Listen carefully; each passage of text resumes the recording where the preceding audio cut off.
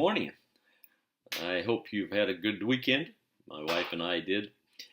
As we begin week 5, hey, that reminds us we're in our second half of this term. We have a great week to do a lot of thinking. Crouch, we have chapter 13 to read. We have 3 articles, uh, over 60 pages to read, and they take some careful thinking and evaluation. They're valuable articles. Uh, then rising out of that and the video about size matters, you're to write for your um, second assignment a, a paper critiquing the advantages, disadvantages of a megachurch ministry.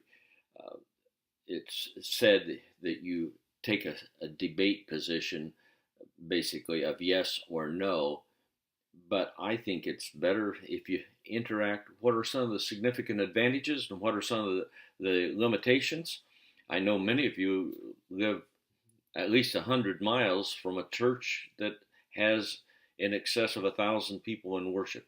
So that's a factor to include in your paperwork.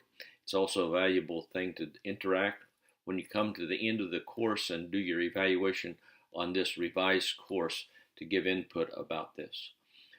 I'm sorry I didn't think ahead of time last week about the online church service. I had someplace I have prepared a document that has 4 or 5 sources of online services, but I couldn't find it. You can do your own research. Unfortunately, the link in the Blackboard tends to be toward Pentecostal churches, and I know that many of you are not Pentecostal churches. And then you write a 500-word blog. And then our third assignment is the demographic analysis of your community and your church. The community you can get from census data in many places, and your church is your own personal evaluation. And then the discussion board is a good one to think through. It says, according to some statistics, and be sure you read that word, some. It is not at all some statistic that there are people attend large churches versus small churches, and discuss the cultural advantages and challenges of a church with fewer than 250 worshipers on a given Sunday, and integrate concepts from there. It's a discussion. It is not a paper to write, so interact on it and consider the various things.